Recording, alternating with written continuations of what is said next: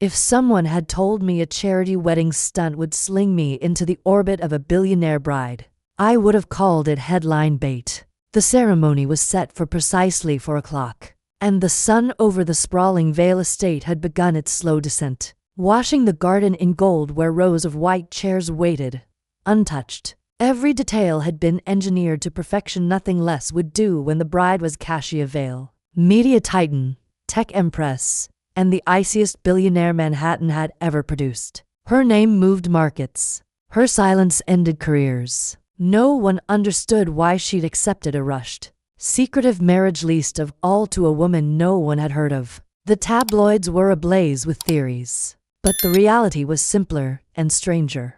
No one had seen the bride, not even Cassia, until now. Inside the mansion, the air felt colder than outdoors, and not because of the vents, but because of the woman descending the staircase with military precision. Cassia Harrington's heels clicked like gunfire against the marble steps. Tall, poised, draped in a tailored black suit instead of a dress, she looked every inch the woman who had conquered her world alone. Her hair was pulled into a sharp, controlled twist at her nape.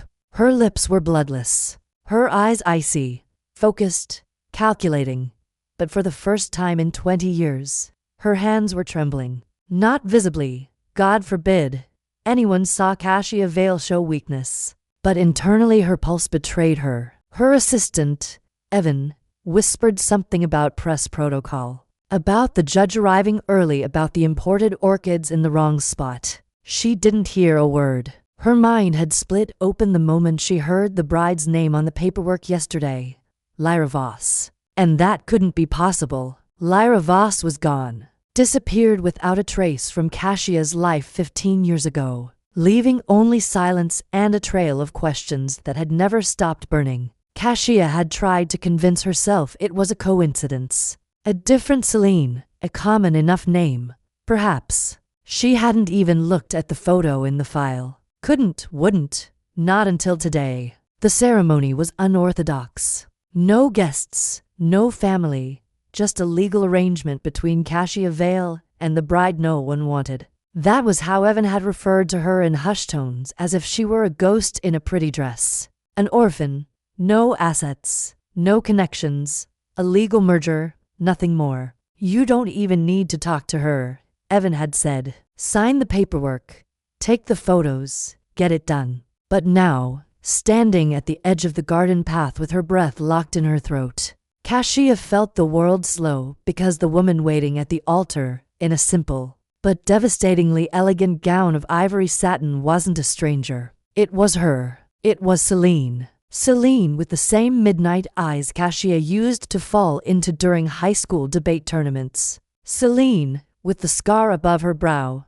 older now, softened but unmistakable. Celine, whose touch once meant everything, whose absence had left Cassia broken in places no one ever got to see. Celine, who was supposed to be dead to her. Cassia froze, literally couldn't move. Her lungs refused to expand.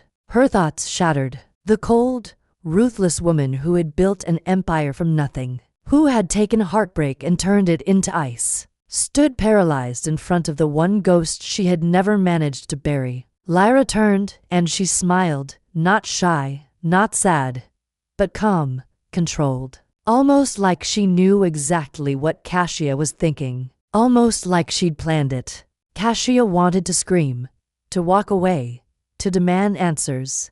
But the judge was speaking now. Evan nudged her forward. Cameras clicked and Cassia walked like she was sleepwalking, until she was standing inches away from the woman she had loved, had lost, had never stopped hating for leaving. The judge asked the standard question. Do you, Cassia Vale, take this woman?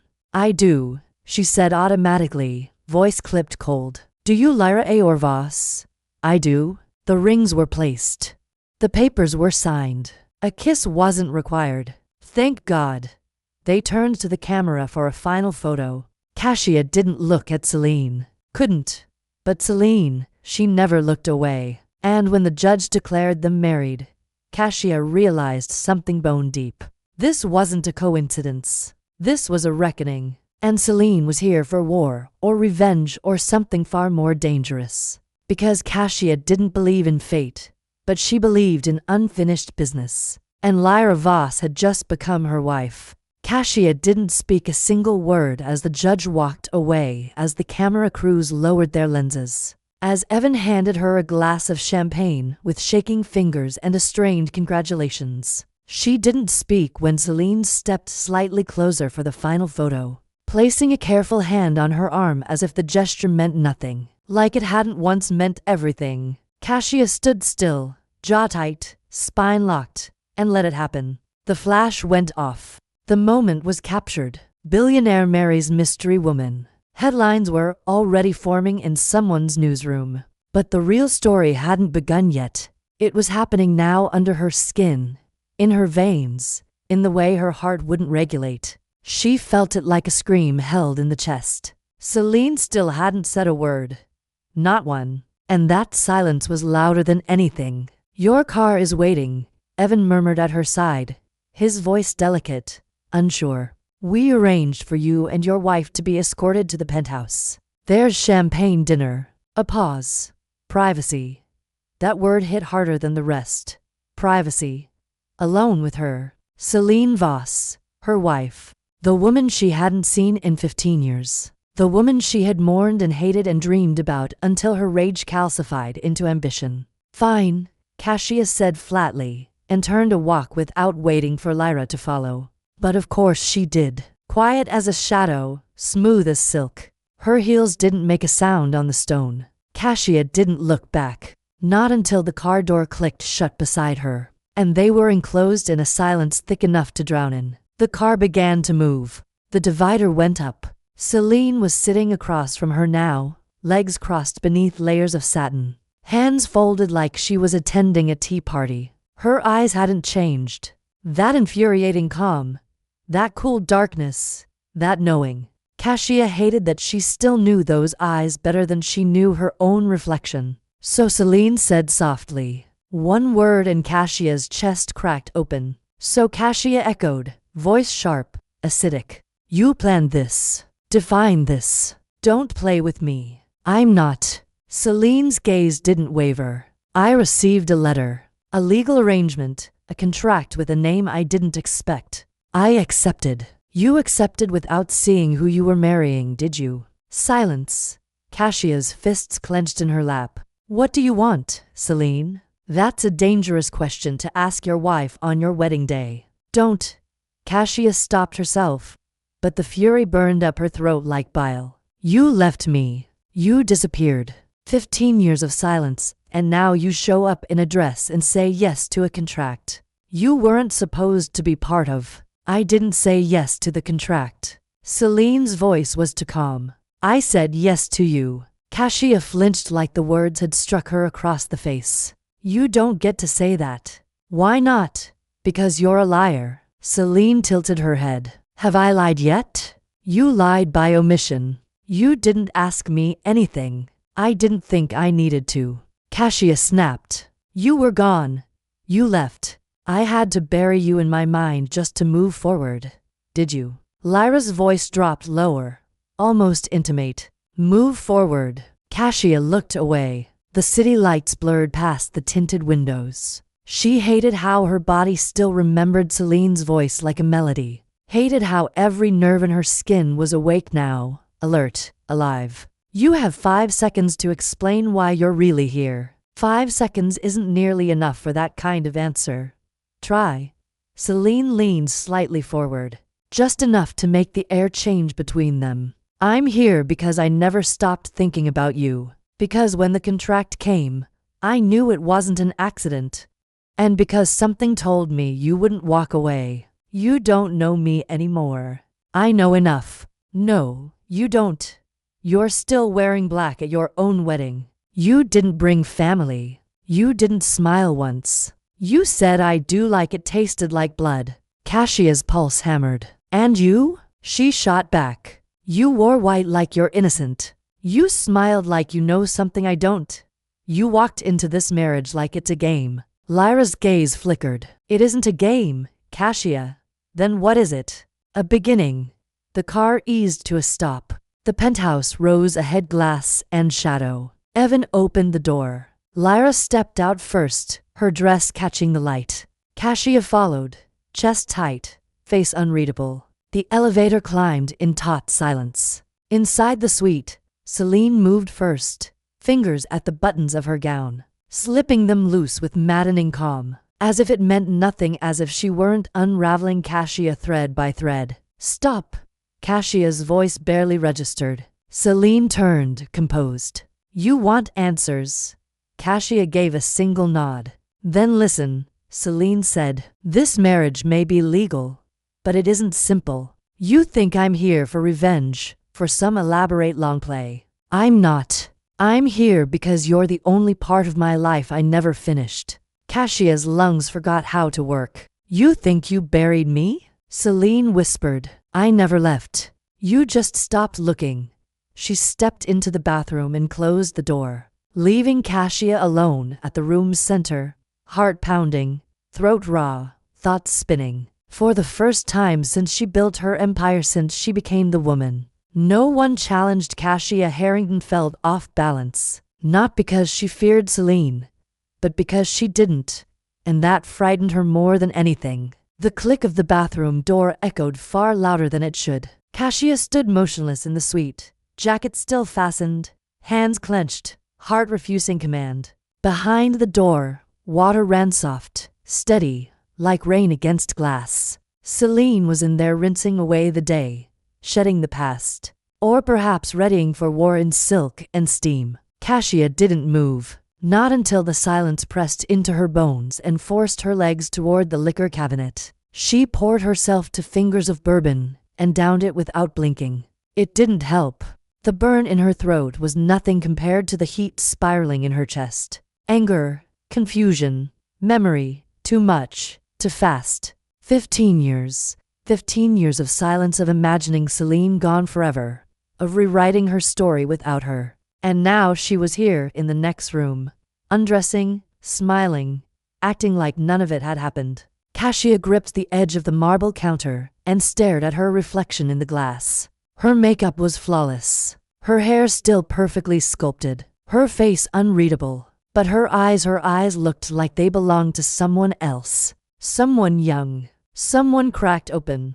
The door opened behind her. She didn't turn. She didn't have to. She could feel Celine's presence in the room like a gravitational shift. The air changed when she was near. Warmer, more dangerous. "You didn't change," Celine said quietly. "Of course not," Cassia snapped. "I'm not the one who ran." "No," Lyra agreed, stepping further into the room, barefoot now, wearing nothing but a silk robe that clung to her like a secret. "You stayed and built an empire. What do you want, Celine?" Cassia turned, her voice sharp, brittle. Tell me why you're here. Why now?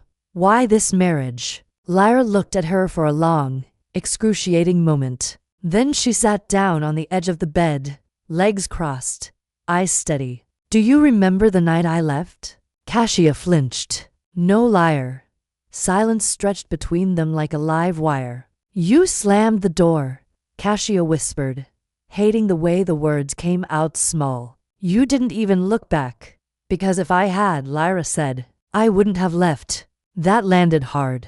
Cassia felt the blow deep in her gut. "Why did you?" she asked, and her voice cracked for the first time in years. Celine didn't answer right away. She reached up and twisted the ring now resting on her finger.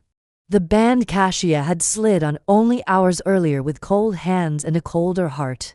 "There were things I couldn't say then," Lyra murmured. "Things that would have ruined you. Us. You ruined us anyway." "Maybe," Celine said, "but I wasn't ready."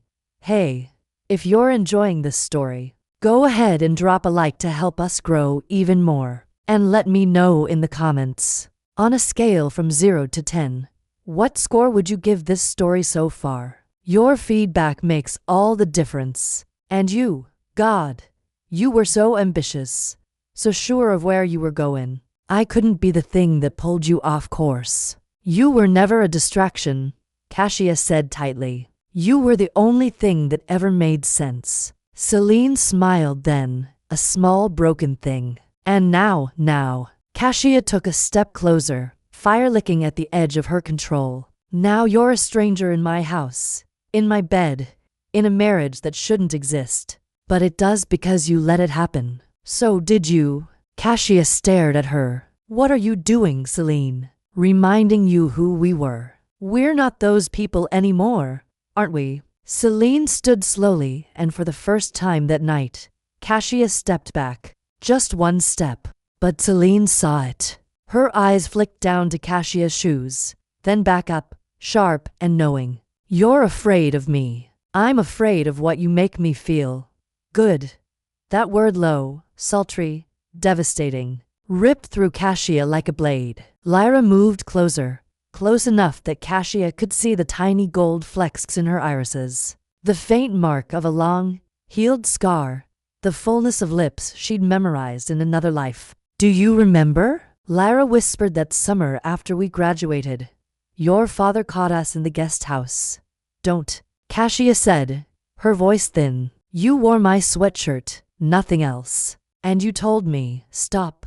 That if the world found out, you'd burn it all down just to keep me. Celine, did you mean it? Cassia swallowed hard. Her hands trembled. She hated her body for betraying her. Hated how her heart had never learned how to lie when Celine was near. It doesn't matter. It matters to me. I can't go back. I'm not asking you to.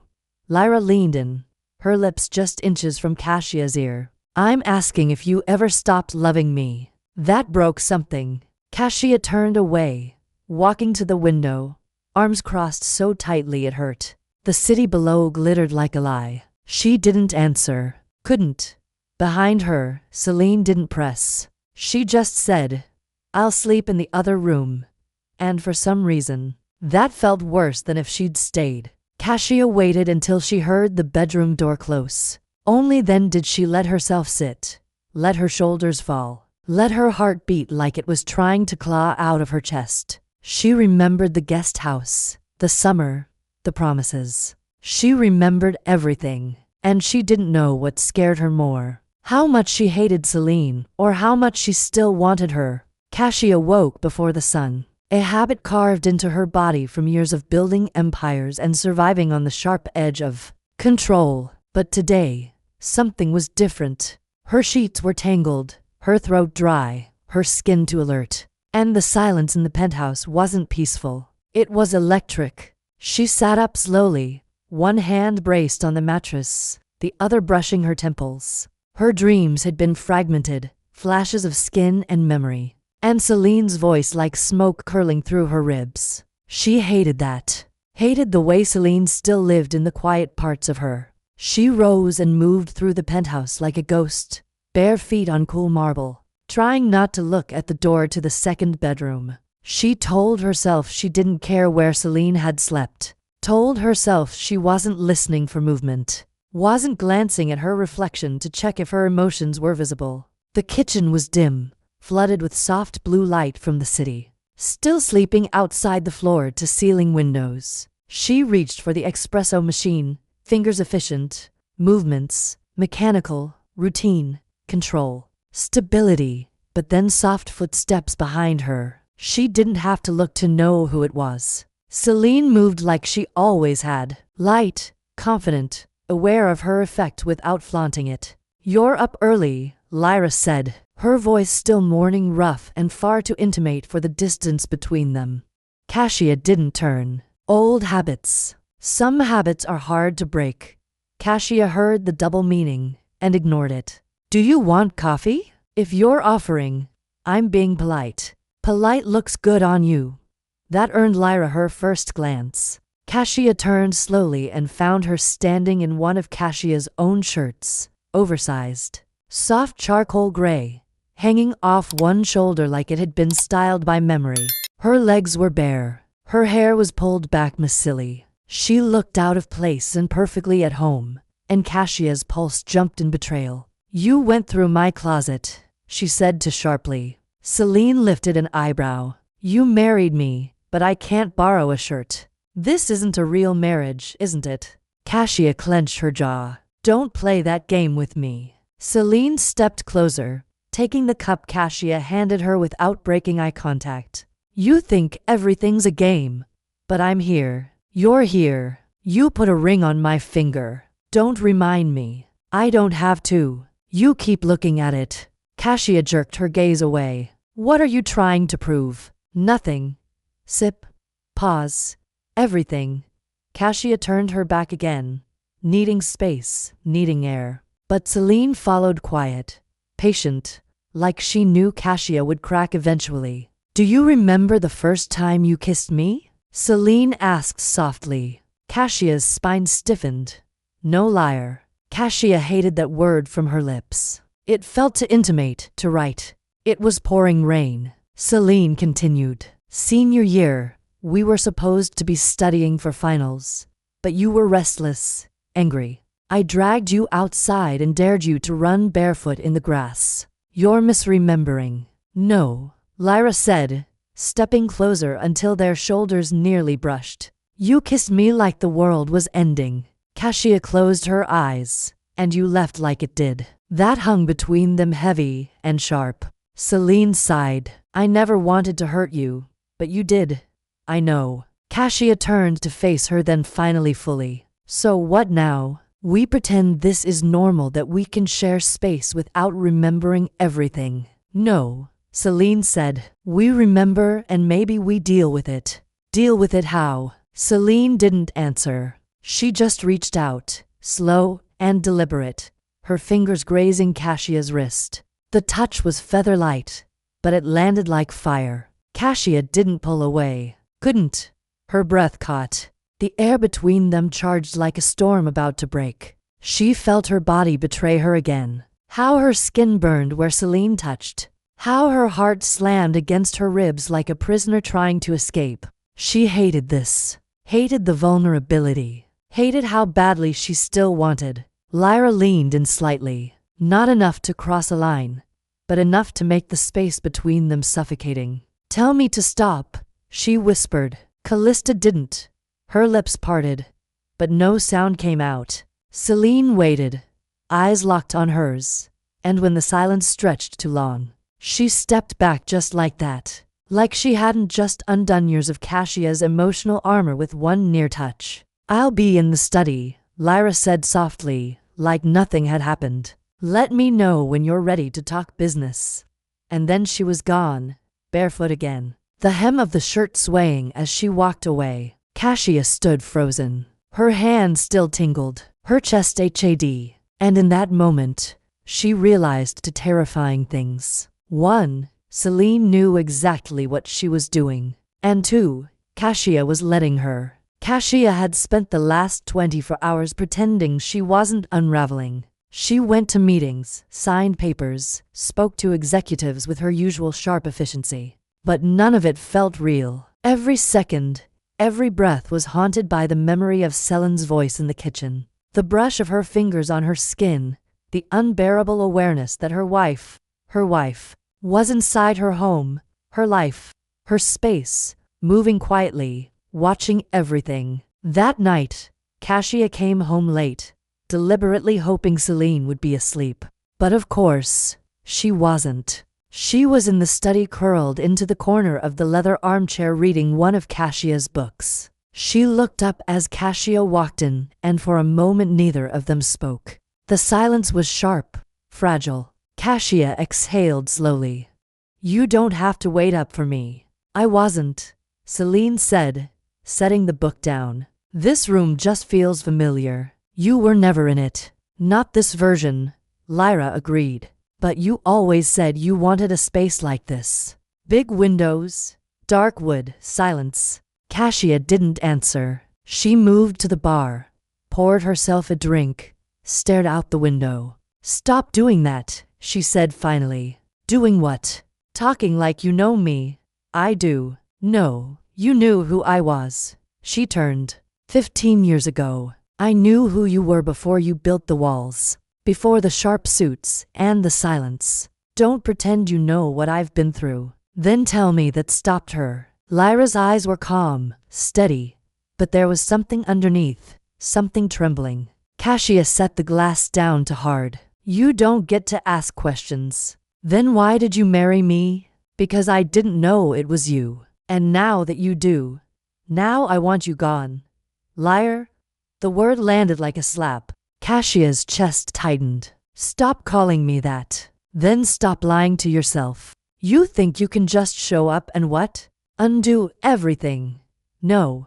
Celine stood slow and deliberate. I think I can remind you of the truth. You don't know what the truth is. Then tell me what happened the night I left. Cassia's jaw clenched. You know what happened. No. I know what I remember. I remember a phone call. I remember your voice. Cold and distant. I remember you telling me to disappear and never contact you again. Because you were going to destroy everything I had built. I was trying to protect you by walking away. By taking a fall. The room went silent. Cassia blinked. What? Celine stepped closer. You never read the reports, did you? I buried everything. Of course you did. Celine's voice was soft now, but sharp at the edges. Your father's company was being investigated. Someone leaked documents. I was blamed because you leaked them. No, Lyra said, because I found them. The room tilted. Cassia gripped the edge of the desk. You said nothing. I said enough to save you. You left me. I chose between your future and our relationship. I chose you. Cassia shook her head. You made that decision without me because if I told you, you would have burned everything to protect me. You don't know that. I do. Celine stepped even closer now. Because you loved me and I loved you and I wasn't going to let your life crash. Because of something your father did. Don't bring him into this. Why not? He's the reason we lost everything. Cassia's breath came fast now. Her chest was heaving. You think I didn't suffer? You buried me. I buried myself. She snapped. Because I couldn't breathe without you. Because every room reminded me of you. Because I couldn't understand why the one person I trusted vanished like I never existed. Celine's expression cracked just a little. I wrote you a letter. I never got it. He burned it. She whispered. Who? Your father. Cassia went still. He said, if I ever contacted you again, he'd ruin you. He wasn't bluffing. You let him control you. I let him protect you. The silence that followed was deafening. Then Cassia's voice came low and dangerous. You had no right. Maybe not. But I made a choice. You made the wrong one. Lyra nodded slowly. I've lived with that every day. The room was hot now, stifling. The air between them burned. Cassia's hands were shaking. She wanted to hit something. Scream. Cry. Instead, she did something much worse. She stepped forward and grabbed Celine's wrist. Not hard, not soft. Just enough. Their faces inches apart. You don't get to rewrite history, she said, voice trembling. You don't get to walk back into my life with your calm voice and your stolen shirts. And your sad eyes and pretend like we can fix this. I'm not pretending, Celine said. I'm here. You shouldn't be. And yet, she leaned in. Cassia didn't move. Couldn't. Their lips were so close it hurt. Her heart was a riot in her chest. If you kiss me, Cassia warned, I'll hate you more than I already do. Then hate me, Lyra whispered. And she kissed her. It wasn't soft. It wasn't tender. It was raw, painful. Years of silence and betrayal colliding in one impossible, perfect, devastating moment. Cassia kissed back like she wanted to tear Lyra apart. Like she wanted to drown in her and destroy her at the same time. And when she finally pulled away, breathless, trembling, furious, she slapped her. The sound cracked through the room. Celine didn't move, just blinked slowly, lips swollen, breathing hard. That's fair, she said. Cassia turned away, heart racing, hands shaking. Get out, she whispered. Get out before I do something I can't undo. Lyra left quietly. No words, no glance back. And Cassia sank to the floor, every part of her breaking open. Cassia didn't sleep. She didn't even lie down. After Celine walked out, the door closing with that soft, infuriating calmness of hers. Cassia stayed on the floor, knees pulled tight to her chest, eyes burning, but dry. Her chest had with something sharp and formless, something she refused to name. She wasn't crying. She didn't cry. Not even when the board turned on her 5 years ago. Not when her father died and left behind a legacy of secrets. Not when she signed the contract that led her here. But this night. Selen's lips. Selen's truth. Celine's silence after the slap. This had cracked something in her, and Cassia didn't know how to close it. When the light outside began to shift, bleeding gray into the dark corners of the room, she finally stood. Her muscles were stiff, her mind fogged, her hands trembling as she made her way to the bathroom. The mirror didn't lie. Her skin was pale, her eyes haunted, her mouth red and raw. She touched her lips and hated the way they still felt kissed. The shower was scalding hot, but it didn't burn enough. Nothing could. She dressed in silence. Charcoal blouse, sharp trousers, a watch worth more than most people's salaries. Armor piece by piece. By the time she entered the living room, the sun had fully risen, and Celine was gone. Not gone. Gone. Her things were still in the guest bedroom, but the apartment felt emptier, colder. Cassia walked into the kitchen expecting to see her sitting at the counter again barefoot, infuriatingly calm. But there was no trace of her, just a plate with 2 pieces of toast. One of them buttered exactly the way Cassia liked it. She stared at it for a full minute before tossing it in the trash. Evan called at 9:07 sharp. She answered with her usual clipped tone. Updates. You have a call with the Tokyo investors at 11 o'clock. The security team reviewed last night's footage. Everything's clear. I also sent you the updated proposal for the Voss-Vale merger. The name hit her like a punch. Don't call it that. That's what the legal team labeled it. Change it. Yes, ma'am. She hung up. Her fingers tightened around her phone. Voss-Vale. Like this was some romantic partnership. Like it wasn't built on lies and blood and unfinished history. She didn't work from the office that day. Instead, she paced the penthouse, pretending to review numbers, contracts, headlines, anything to keep her thoughts from circling back. But they did again and again. That kiss, that confession, that scar in Selen's voice when she said she took the fall. And the worst part, it made sense. Every bit of it. Her father, the investigation, the silence, the missing letter. Celine hadn't betrayed her. She'd sacrificed her. And Cassia, blinded by pain, pride, ambition, had let her. Around 3 o'clock in the afternoon, she passed by the guest room, paused. The door was slightly open. She told herself not to look, told herself it didn't matter. But she looked. Celine's bag sat in the corner, half-zipped. A pair of flats neatly aligned. A paperback on the nightstand with a dog-eared page. And on the dresser, one of Cassia's old t-shirts. Not stolen, folded. Set out. Intentional. The memory hit like a truck. Lyra at 17, sprawled across her dorm bed in that same shirt, laughing around a mouthful of gummy bears, asking if Cassia ever stopped thinking. Not if I can help it, Cassia had muttered, burying her face in Celine's shoulder. Good, Lyra had whispered. Keep thinking. I'll keep you soft. Her breath snagged. She slammed the closet door. That night, Celine never came back. Not to the kitchen. Not to the study. Not to her. Cassia lay awake in the vastness of the king-sized bed, staring at the ceiling as if it might deliver answers. It didn't. Morning brought no toast, no coffee, only silence. Somehow Celine finally giving her space felt like suffocation. Cassia dressed slower than usual. Her hair sat a fraction off, her eyeliner not quite true. She spoke to no one until noon, when Evan stepped into her private office wearing an odd look. There's something you should see. He handed her a tablet. A video. Cassia pressed play. Footage from the Vale Foundation Gala 3 years earlier. She hadn't watched the media reels, then too busy firefighting PR and corralling the board. But now, scanning the crowd, she saw her, A woman at the back, hair darker, skin sun-kissed, eyes pinned to Cassia. Celine. She'd been there, watching, and said nothing. "How long have you had this?" Cassia asked, voice low. "It surfaced this morning," Evan said. "A paparazzi reel leaked on social, and someone tagged her. Who else has seen it?" "Only us so far."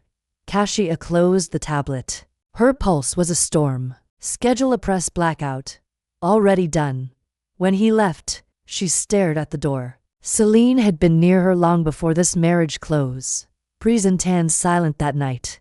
Back at the penthouse, Celine sat on the balcony, barefoot again, hair loose, gazing at the skyline as if it held their answers. Cassia stepped outside, heart pounding. Celine turned. Their eyes locked. "You knew," Cassia said. "Lyra didn't deny it. I watched you become everything we used to dream about.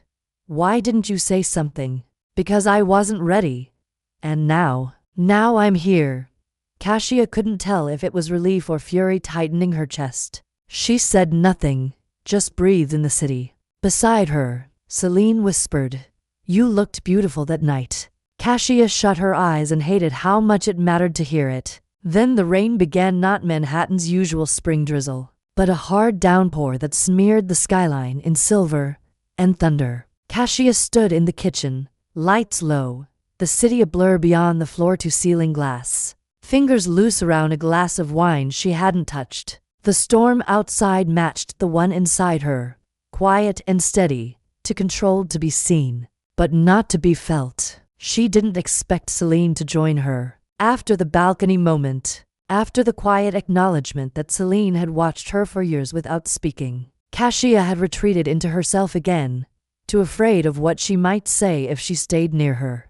But now, as the sky cracked open with lightning, she heard soft footsteps behind her and knew it was Celine. She didn't turn, couldn't.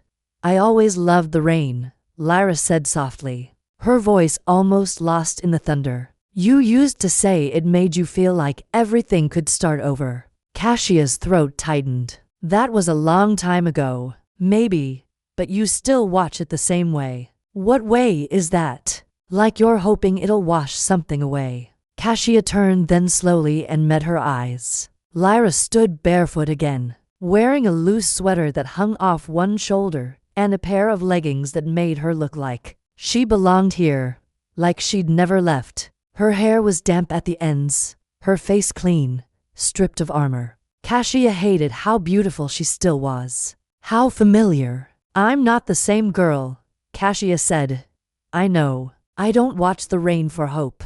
I watch it because it reminds me that control is an illusion." Celine nodded slowly. "That sounds like you." Cassia turned back to the window. "Why are you really here, Celine?" "You know why. Tell me anyway." Celine stepped closer, her voice low. "Because I couldn't keep pretending you didn't matter. Because I got tired of being a ghost in your past. Because I still dream about you." Cassia closed her eyes. "You shouldn't." "I know." A long silence passed between them, filled only by the rain. Then softly, Lyra asked, "Did you ever love anyone after me?" Cassia didn't answer right away. Her voice, when it came, was barely above a whisper. "I tried. And they weren't you." That truth left her exposed in a way that made her skin feel raw. She braced herself for Celine's reaction, but it never came. Just a breath, a quiet acknowledgement. Then Celine reached out and took the glass from her hand, setting it down on the counter. Her fingers brushed against Cassia's just to graze, but it was enough to light a fire under her skin. "You should eat something," Lyra said gently. "You haven't eaten all day." "I'm not hungry." "You need to take care of yourself." "Don't act like you care." "But I do." Cassia turned to face her fully, something dangerous in her eyes. Why? After all this time, after everything you destroyed?" Celine's expression cracked, pain flickering through her features. "Because I never stopped loving you." The words hit like thunder. Cassia staggered back a step, breath caught in her throat. "You don't get to say that now." "I know, but it's still true." Then why did you wait so long? Celine looked down. Because I didn't know how to come back. Because I thought you'd moved on. Because I was scared that if I saw you again, I'd fall apart. Cassia felt something shift in her, a crack in the armor she'd spent years perfecting. She stepped closer, her voice low and shaky. And now Celine looked up, eyes shining. Now I don't care if I fall apart. Cassia didn't know who moved first. Maybe it was her, maybe it was both of them. But suddenly they were closer, inches apart, the rain pounding against the glass behind them, the air between them thick with everything unsaid. Lyra reached up and gently tucked a strand of hair behind Cassia's ear. The touch was feather-light, reverent, like she was handling something sacred. Cassia's breath caught. Her heart slammed against her ribs. This doesn't fix anything, she said. I know. It doesn't erase the pain. No, and I still don't trust you. You don't have to. Celine's voice dropped to a whisper. Just let me be near you. Cassia closed her eyes, her defenses shattering in silence. And then slowly, she let Celine pull her into an embrace. It wasn't passionate. It wasn't even romantic. It was quiet, soft, devastating. Two bodies fitting together out of instinct, out of memory, out of something too deep to name. Cassia buried her face in Celine's neck and let herself breathe her in. Let herself remember what it felt like to be held, to be safe, to be known. They stood there for a long time, wrapped in silence and stormlight, the world outside blurring into nothing. Eventually, Lyra whispered, "Do you want me to stay in the guest room tonight?" Cassia didn't answer, just pulled her closer. Cassia didn't know what she expected when she woke up. Maybe distance, regret, that familiar wall of silence she'd spent years building, solid and cold, and always within reach. But when she opened her eyes, she was still wrapped in warmth, in breath, in Celine. The sheets barely separated them. Their legs were tangled. Lyra's arm was draped over her waist like it belonged there, like it had never stopped. And Cassia, God help her, hadn't moved. Her body was relaxed in a way it hadn't been in years. Her mind quiet for once, her heartbeat slow, steady, betraying everything she pretended to be. She didn't open her eyes right away. She stayed in that liminal space, suspended between memory and morning, where nothing had broken yet. Celine shifted slightly, her breath brushing against Cassia's neck. The scent of her clean skin, something floral and faintly sweet, wrapped around her like gravity. Then her voice, low and still laced with sleep. "You always woke up first." Cassia's eyes opened. "Only because you always stole the blankets." Celine chuckled softly. "I had to survive somehow." Cassia turned slowly, meeting her gaze. The moment felt fragile, sacred, like one wrong move would send it shattering. "Did you sleep?" she asked. Celine nodded. "Better than I have in a long time." Cassia didn't know what to do with that. She didn't know what to do with any of it. The closeness, the comfort, the way her body leaned instinctively into Celine's without permission. "I should get up," she said, but didn't move. "You could stay 5 more minutes. That sounds dangerous. Only if you're afraid of remembering." "I'm afraid of forgetting," Cassia said quietly. "Forgetting why I locked this part of myself away." Celine's hand moved slowly, resting lightly on Cassia's hip.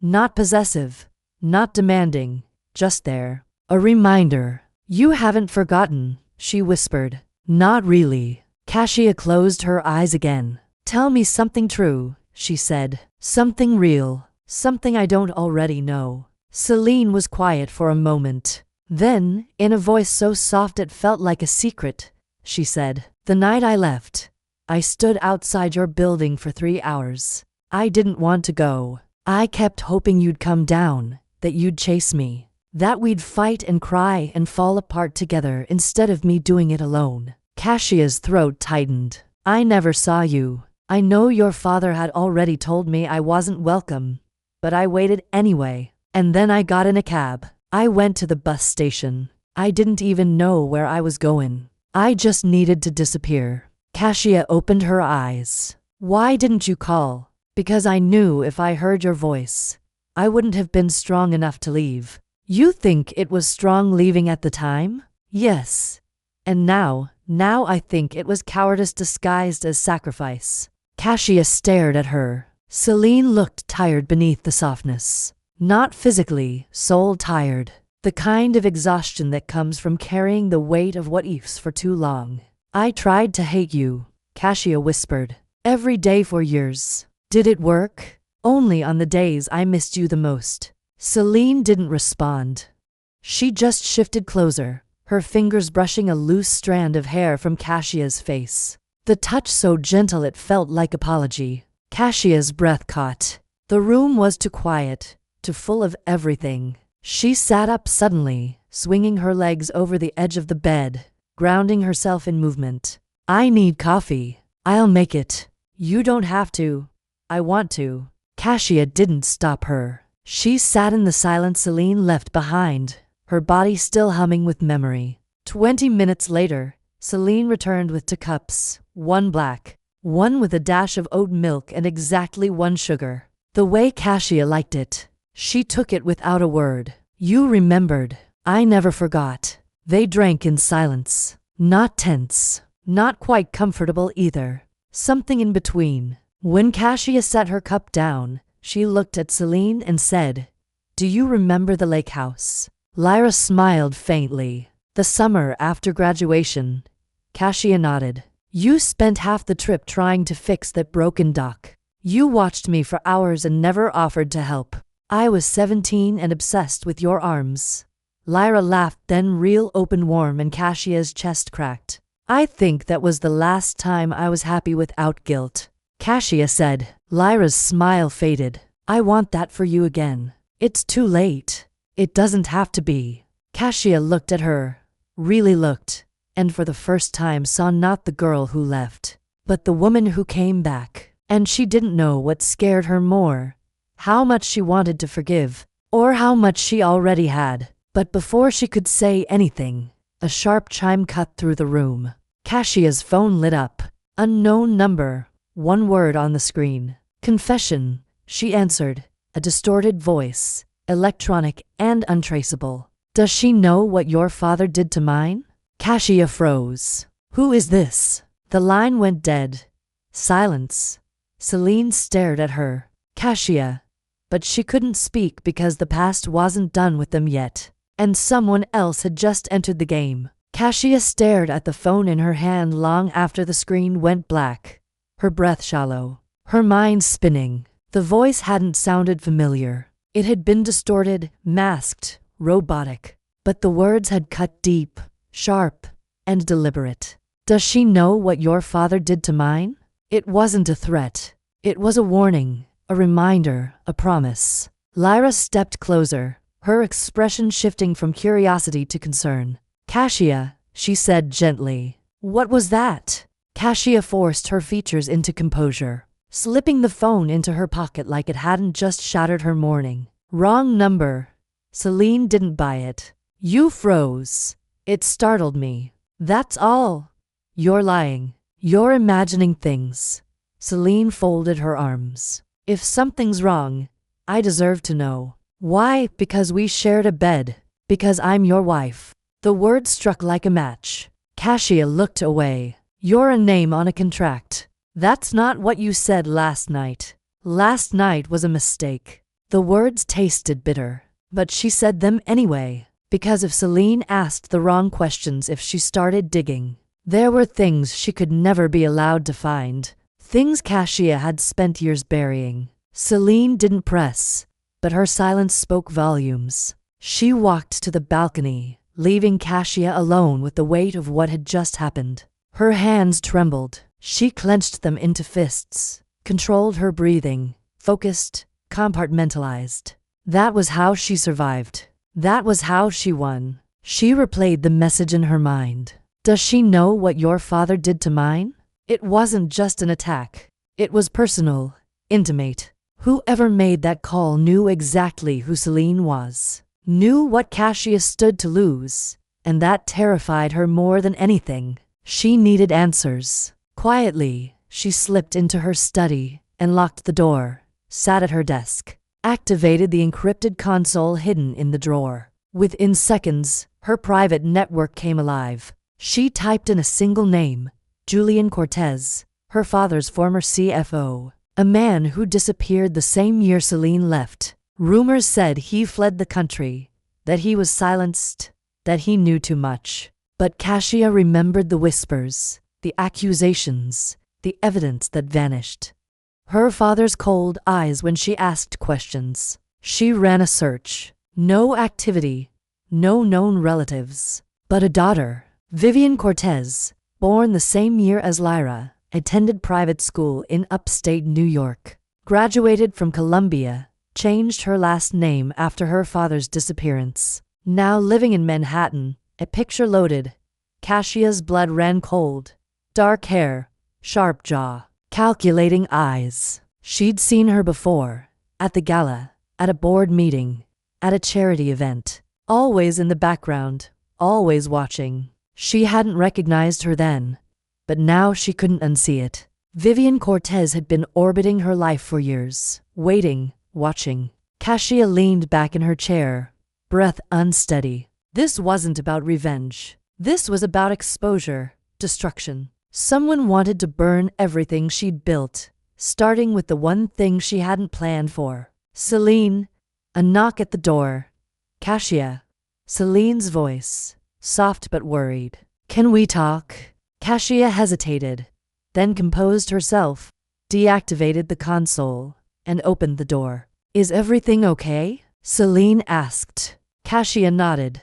Just work. Celine studied her. You look pale. I'm fine. You're lying again. Let it go. Celine didn't. She stepped closer, searching her face. What are you afraid I'll find? Nothing. You flinch when I mention your father. You shut down every time we talk about the past. And now you're acting like you've seen a ghost. Maybe I have. Then tell me what it is. No. Why not? Because it will change everything. Celine's voice dropped. Then maybe it needs to. Kasia shook her head. You think you know me, but you don't. You never saw what it took to build this life. I saw you fight. I saw you sacrifice. You saw what I let you see. Celine reached out, fingers grazing Kasia's arm. I'm not afraid of the truth. You should be. Their eyes locked. Kasia's defenses were fraying. She felt it. The unraveling, the slow descent, the part of her that wanted to scream, to confess, to be held. But there was too much at stake. So she did what she always did. She retreated. I have a meeting, she said coldly. We'll talk later. Kasia, drop it. And then she walked away, heels echoing through the silence. But hours later, back at the office, she found a note on her desk, handwritten, no signature, just a single sentence in careful cursive. Secrets buried with the dead don't stay buried forever. She crumpled it in her fist, but the words burned anyway. That night, Lyra wasn't home. Kasia waited, paced, called nothing. Midnight came and went. At 10:04 a.m., her phone buzzed. Unknown number, one photo. Celine alone, standing in front of Julian Marino's old apartment building. The message. How much longer until she knows? Kasia's heart stopped because now it wasn't a threat. It was a countdown. Kasia didn't sleep. She couldn't. She sat in the darkened living room, the only light coming from the skyline beyond the windows. Her phone clutched in her hand. The image of Celine standing in front of Julian Marino's building burned into her mind. Her pulse hadn't settled in hours. Every time she closed her eyes, she saw Celine in danger. Celine finding out everything. Celine walking away again. But for good this time. She replayed the message over and over. How much longer until she knows? It wasn't a question. It was a warning. She felt it like a rope tightening around her neck. When the door finally opened at 2:47 a.m., Kasia stood so fast she nearly knocked over the glass on the table. Lyra stepped inside quietly, soaked from the rain, her hair clinging to her neck, eyes shadowed with something dark and unreadable. Cassia didn't speak. She couldn't. Celine shut the door and leaned against it like she needed the support. Are you going to tell me why someone sent me to that building? Her voice wasn't angry. It was hollow. That was worse. Cassia tried to breathe. It's not safe. No, Lyra said, stepping forward. What's not safe is being married to someone who lies to my face. While the world around us falls apart, I'm protecting you from what? Cassia hesitated. From the truth. Then we have a problem. Celine, don't say my name like that. Her voice cracked. Don't say it like it still means something if you won't even trust me. I do trust you. Then tell me why that building matters. Why someone is watching me. Why you've been acting like I'm going to shatter if I get too close to whatever this is. Cassia's jaw clenched. Her hands trembled at her sides. Because if you know what I know, you'll hate me. Try me. Cassia turned away, pressing her fingers to her temples, fighting the spiral building in her chest. My father wasn't who you thought he was. You don't have to protect his legacy. I'm not. She turned back, eyes burning. I'm protecting you from the fallout. Cassia, talked to me. Julian Cortez, she whispered. The man whose building you were at. He worked for my father, CFO, brilliant, loyal, honest. Until he wasn't.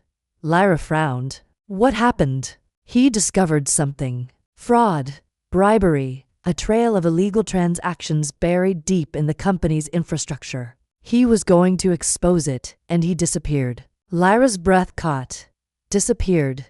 Cassia nodded. No one ever found his body. No official investigation. My father made sure of it. You think he had him killed? I think Julian knew he wouldn't survive what he'd uncovered. Celine stared at her, eyes wide. That's what you've been hiding. Cassia swallowed hard. His daughter is the one sending the messages. She's threatening you. She's threatening us. Celine stepped back like she'd been struck. She sent me a photo of you. Said I had a countdown. Why didn't you tell me? Because I didn't want to drag you into it.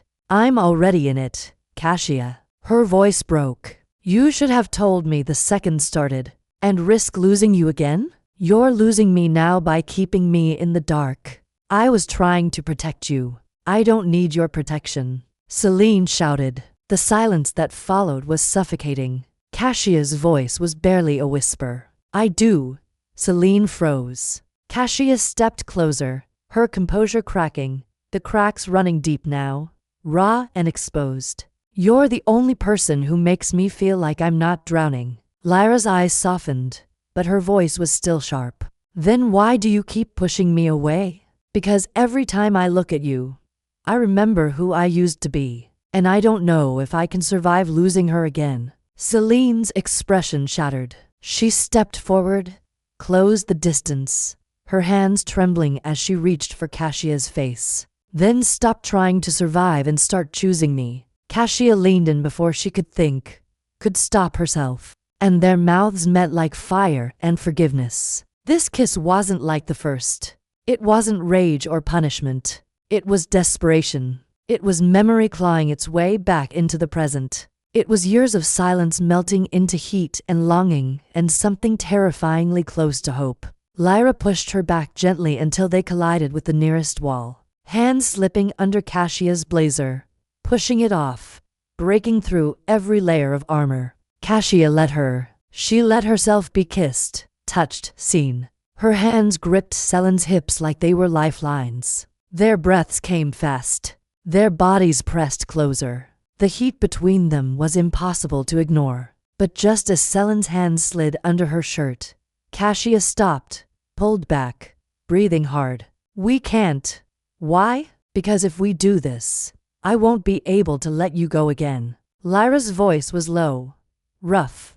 Maybe you're not supposed to. Cassia stared at her, torn open, undone, and for the first time in years, she didn't feel powerful. She felt human. Promise me something, she whispered. Anything. If this all falls apart, don't let me become like him. Lyra's eyes shone with tears. She reached up and kissed her forehead, soft, reverent. You're nothing like him.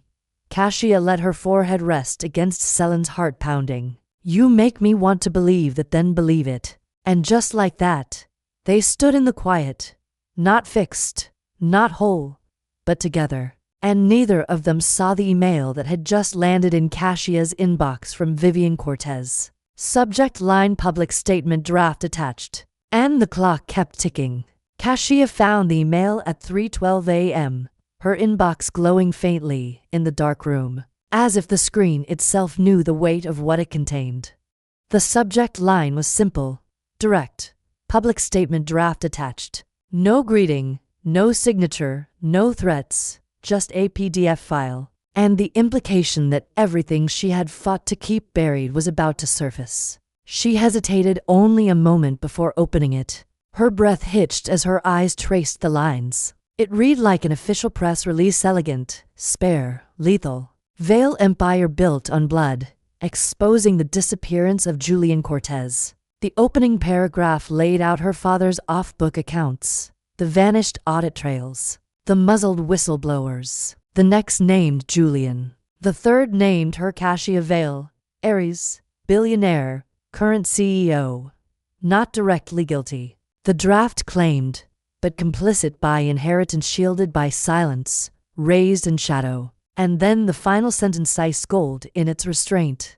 How long will the world celebrate power constructed over a grave? Cassia's hands went numb.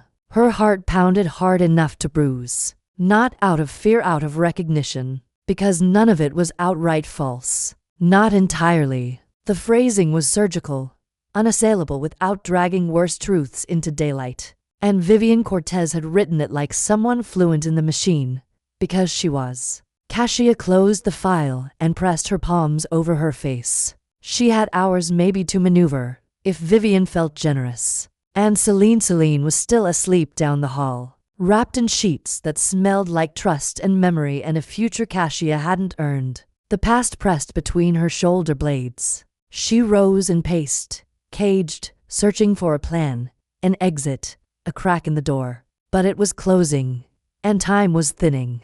At 6:02 a.m., she made coffee she wouldn't drink. At 6:14, Lyra appeared in the doorway, sleep-soft eyes, messy hair, dawn gilding her skin. You're up early, she said, voice low. Cassia forced a smile. Have it. You're pale. Coffee helps, does it? Lyra stepped in, her gaze narrowing. You're tense. I'm always tense. No, she said gently. This is different. Cassia said nothing. Celine came closer and laid a hand over Cassia's on the counter. Talk to me. I can't. You already did. Not all of it. Then tell me the rest. You don't want to know. Let me decide that. Cassia drew her hand back slow. There's a file. A draft. Vivian wrote it. She's ready to go public. Lyra went still. With what? Everything. Your father. Yes. You. Cassia hesitated. Indirectly. That's not a no. She doesn't need to lie. The truth will do enough damage. Show me, Celine said. Now. Cassia fetched the tablet, opened the document, and passed it over. Celine read in silence, her face giving nothing away. Her fingers trembled only once when she reached the paragraph with Cassia's name. When she finished, she looked up, and the silence between them was sharper than a scream. Did you know? Not at first, but eventually. Yes. And you said nothing. What could I say? The truth. And destroy the company, the employees, everything built from the ashes. Built from the ashes of a man who tried to protect people. I was 18 when it happened. I was told Julian was dangerous. I believed it. By the time I learned the truth, it was too late. Celine's voice dropped. You could have said something. I didn't have proof. You had his daughter watching you for years, and I tried to keep you out of it. I'm not a child, Cassia. No. You're everything I can't lose. The words stopped Celine cold. That's not fair. Nothing about this is fair. You kept this from me because I knew if you saw it, you'd walk away. And now Cassia stepped closer, eyes full of something she hadn't let surface until now. Now I won't stop you. Celine searched her face. What are you saying? I'll resign today. Step down from everything. Give Vivian what she wants. And the company, the legacy, whatever it takes. If it means you're safe. Celine's voice broke. Don't do that. Why not? Because it's not just your legacy anymore. It's ours. Not if this destroys you. I survived losing you once. I won't survive it again. Then what do we do? Celine was quiet for a long time. Then she said, we fight smart together. Only way we win. And then before either of them could second guess, Celine kissed her again. Not desperate, not broken, but steady, fierce, certain. When they pulled apart, Cassia whispered, even if this ends everything, then we go down knowing we chose each other. A soft chime interrupted them. A new message, no longer anonymous, sent directly to Cassia. From Vivian Cortez. I'd like to meet 1 hour. Bring her. Attached the location. A small cafe downtown, neutral, public, loaded with danger. Cassia looked at Celine. It's her. Celine's eyes didn't flinch. Then let's go. The cafe was almost too ordinary, tucked on a quiet corner in downtown Manhattan. It looked like any other place where strangers shared silent breakfasts, and baristas spelled names wrong on purpose. But for Cassia, the air inside felt heavy, warped by the weight of the past pressing into her lungs. She and Celine entered together, the bell above the door chimming lightly as they stepped through. Neither spoke. Celine walked beside her, her fingers brushing briefly against Cassia's as if to say, I'm here. And Cassia held on to that more tightly than she held her own breath. Vivian Cortez was already there, back corner table, alone. No bodyguard, no dramatics, just a woman with sharp eyes. Black hair pulled into a sleek ponytail and a tablet resting between her hands like a blade. She looked up the moment they approached, her gaze moving past Cassia and locking directly onto Lyra. Not with curiosity, with precision. Like a sniper choosing where to shoot. You brought her, Vivian said, her voice smooth even. I wasn't sure you would. Cassia didn't sit. You asked for both of us, and you obeyed. Vivian gestured to the 2 empty seats across from her. Please let's be civilized. Celine sat first. Come. Controlled. But her eyes were alert. Cassia followed, her pulse loud in her ears. Vivian didn't speak for a moment. She just watched them. Then she said, you loved him. Cassia blinked. What? Your father. You loved him. I didn't know him and I lost mine because of him. Celine leaned forward slightly. Why am I here, Vivian? Vivian's eyes flicked to hers. Because I wanted you to see what love built on lies looks like. Cassia's hand curled into a fist under the table. If you came for revenge, say it. I came for justice. You call it revenge because you think I want blood. I don't. Then what do you want?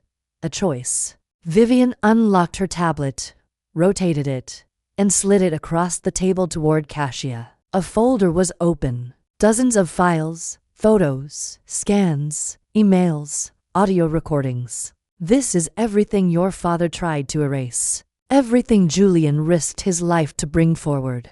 I've been collecting it for 15 years. It's enough to bury Vale Industries, dissolve every board, revoke every license, destroy every investor tied to the company, and you. Cassia didn't flinch. Then do it. Celine turned sharply. Cassia, if you want to release it, do it now. Vivian smiled faintly. Not without giving you a choice first. Because I'm not like your father. I don't take power. I offer it. Power to do what? Tell your own story on your terms. Step down. Dissolve the company. Publicly take responsibility for what he did. Expose him. Name names. Walk away from everything. If you do that on camera by your own hand, I'll destroy the files. You'll still lose, but you'll lose with dignity. Quietly.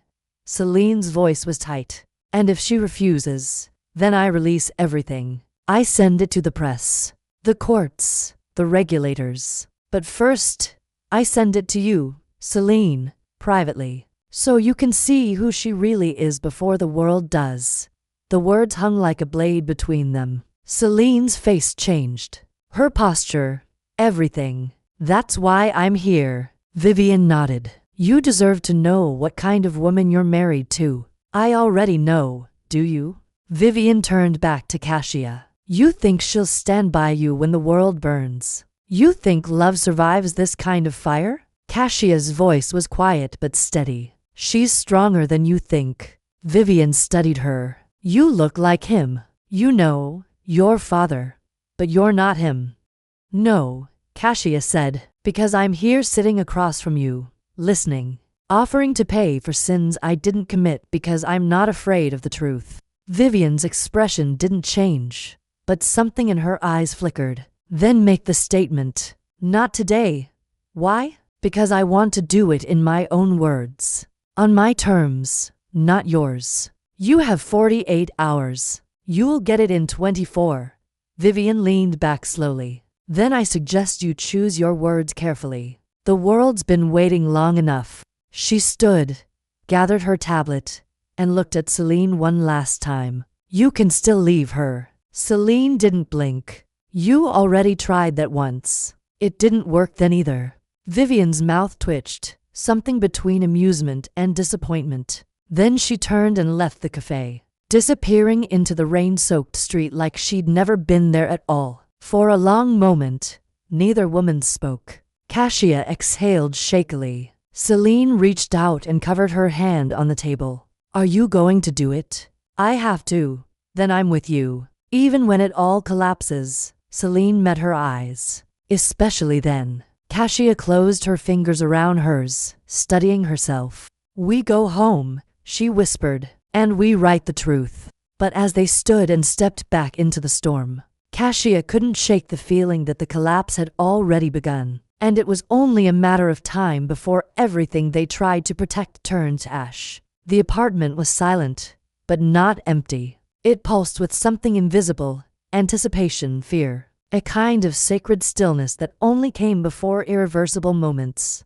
Cassia sat at the long glass desk in her private study, the city lights flickering like distant stars behind her. Her laptop screen glowed in front of her, cursor blinking on a blank page. Every word she thought of felt wrong, too corporate, too clean, too detached. She didn't want to sound like a CEO. She didn't even want to sound like a veil. She just wanted to sound like herself, whoever that still was. Lyra walked in without knocking, barefoot, wearing one of Cassia's sweaters again, hair loose. Her expression unreadable but calm. She carried 2 mugs of tea, not coffee. No caffeine. They'd need to sleep eventually. Maybe. "How's it going?" she asked softly. Cassia shook her head, her jaw tense. "It's like trying to write an obituary for a ghost.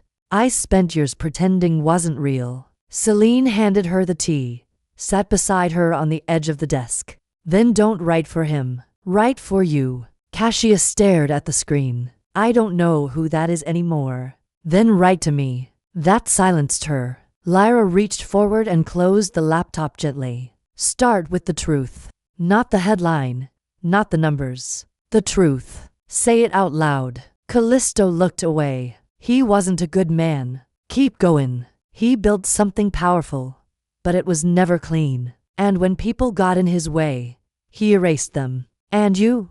"I inherited the rot. I tried to bleach it clean, rebrand, rebuild, but it was still there beneath the polish waiting." "What about Julian?" "I was 18 when he disappeared. My father told me he was a traitor, that he tried to steal. I believed him. Or maybe I wanted to because it was easier than asking questions. Because asking meant losing everything, including the version of him I'd built in my head." Lyra nodded. "Keep going." Cassia's voice cracked. "I found the truth 5 years later. Hidden files, memos, a confession email never sent. Julian had discovered everything. He'd been preparing to leak it. My father knew, and then he was gone. And you?" "I buried it again. I couldn't face it. I wasn't ready. And now, Now I have no choice. Lyra reached out and took her hand. You do. You always did. This time you're choosing to do what's right. That's what matters. Cassia stared at her fingers intertwined with Selen's and whispered, "What if it's not enough?" Lyra's voice was steady. "Then we burn with dignity." Cassia smiled faintly. "You make it sound poetic. You make it real." They sat like that for a while. No scripts, no speeches, just presents. Eventually, Cassia reopened the laptop. She started typing slowly at first, a sentence, then another, her voice, her truth shaping the words. Lyra read over her shoulder in silence, occasionally offering a suggestion. Not edits, just clarity, emotion, humanity. At one point, Cassia wrote, "I was raised by power and silence. I inherited both, and for too long, I believed they were the same as protection." Selene touched her shoulder. "That's it," she said. "That's where it begins." Hours passed. The city faded to black. A storm rolled in, distant thunder echoing like applause or warning. When the final paragraph was written, Cassia leaned back, eyes closed, exhausted, but grounded. "It's done," she whispered. Lyra nodded. "It's not perfect, but it's honest. And that's more than he ever was." A beat. Then Selene stood and held out her hand. "Come to bed." Cassia hesitated. "I don't know if I can sleep." "Then don't. Just lie with me." They moved to the bedroom. No tension, no hesitation, just warmth, familiarity. Selene pulled the covers up. Cassia slid in beside her. For a while they lay in silence, their bodies close but not tangled, their breathing slow, steady. Selene spoke first. "Can I ask you something? Anything? Do you ever wonder what we would have been if none of this had happened?" "Every day." "Me, too," but pause. "But I'm starting to believe this version of us might be stronger." Cassia turned to face her, brushing Selene's cheek with the back of her hand. "Why? Because we chose it." Cassia leaned in, kissed her gently, soft, slow, reverent. Not desperation, not fear, just presence. The kiss deepened, their hands exploring each other's skin like a rediscovered language. When Cassia's lips broke away from Selene's collarbone, she whispered, "I don't want to lose this." "Then don't. Even if everything burns tomorrow, then we build something new from the ashes." Later, as Selene slept curled beside her, Cassia slipped out of bed, walked to the desk, and printed the speech. She folded it carefully and placed it in a blank envelope. Then, she did something she hadn't done in 15 years. She wrote Selen's name on the front in her own handwriting just in case. When she turned back, Selene was watching her. Quiet, awake. "What is that?" "A letter for me. In case I lose the words when the lights come on." Selene sat up, pulled her knees to her chest. "You won't. I might. Then I'll read them for you." Cassia walked over, handed her the envelope. "Promise me something. Name it. If I fall apart up there, don't come save me." Selene frowned. "Why not?" "Because I need to do this alone. Just once." Selene held the envelope to her chest. "Then I'll wait for you when it's done." And Cassia believed her. The cameras were already rolling when Cassia stepped onto the stage. The lights were blinding, hot against her skin, but she didn't flinch. She wore no makeup, no jewelry, just a black suit, simple and unadorned. The same shade she wore the day she signed the marriage contract that changed everything. The room was silent except for the low hum of broadcast equipment and the distant clicking of shutters. Live stream banners flashed across global news networks. Vale's statement imminent. Billionaire steps down. Whistleblower fallout unfolds. Lyra watched from the wings. Not hidden, not out of sight, just far enough that Cassia could still feel her presence. She wasn't there to intervene. She was there to witness. And that was exactly what Cassia needed. The podium was cold under her fingertips. Her pulse was steady, her breath controlled, but her chest burned. She looked out into the sea of faceless cameras and began, "My name is Cassia Vale. Her voice echoed across the silence. Clear, strong, unshaking. You know me as a CEO, a billionaire, a legacy. You've seen my name on headlines, buildings, lawsuits, foundations, stock tickers. But today, I want you to hear my name for what it really is. A weight I've carried and a truth I've buried. A pause. The silence deepened.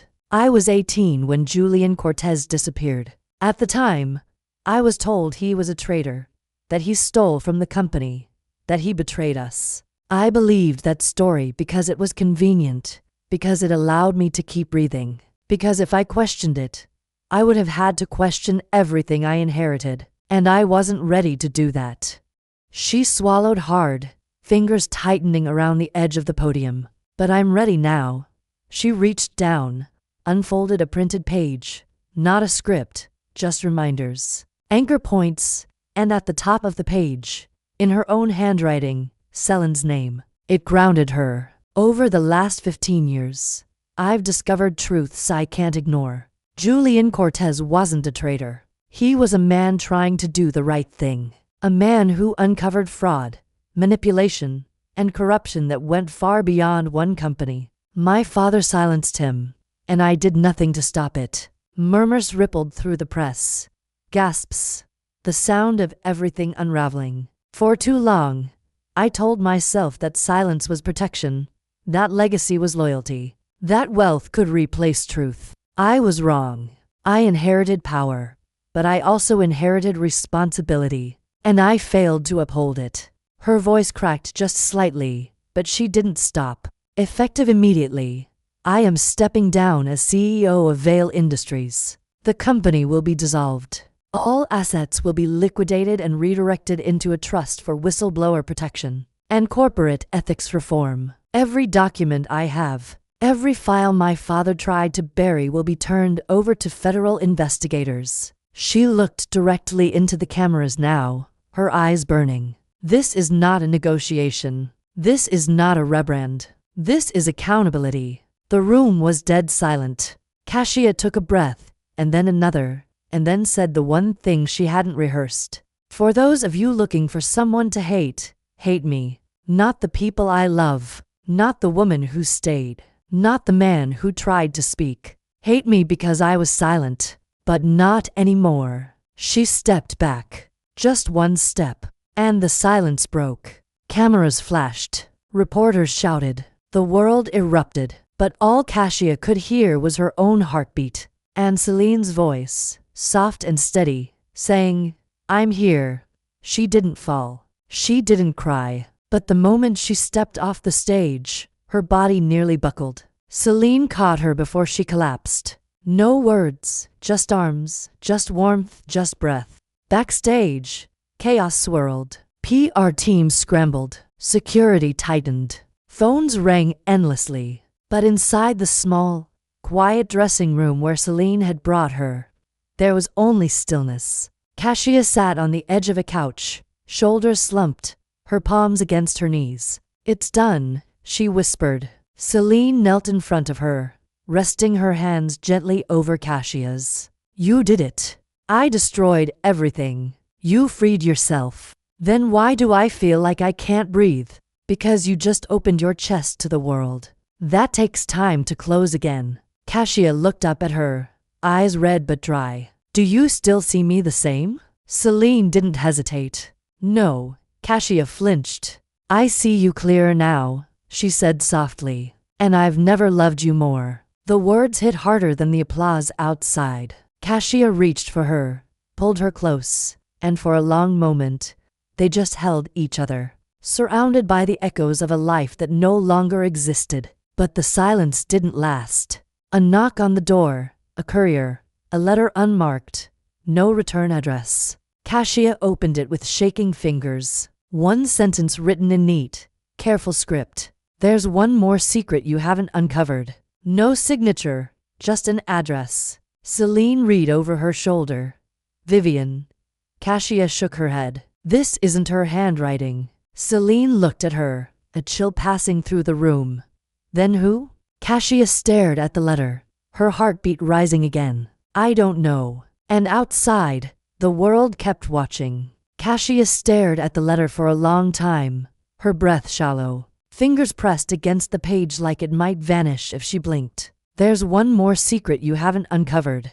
It wasn't Vivian's handwriting. It wasn't her tone. It didn't feel like a threat. It felt like a door creaking open at the end of a long, dark corridor. She thought she'd sealed shut. Celine watched her silently, waiting. It's not from her, Cassia said finally. I know, Celine replied. Then who? Cassia didn't answer. She couldn't. She needed to see for herself.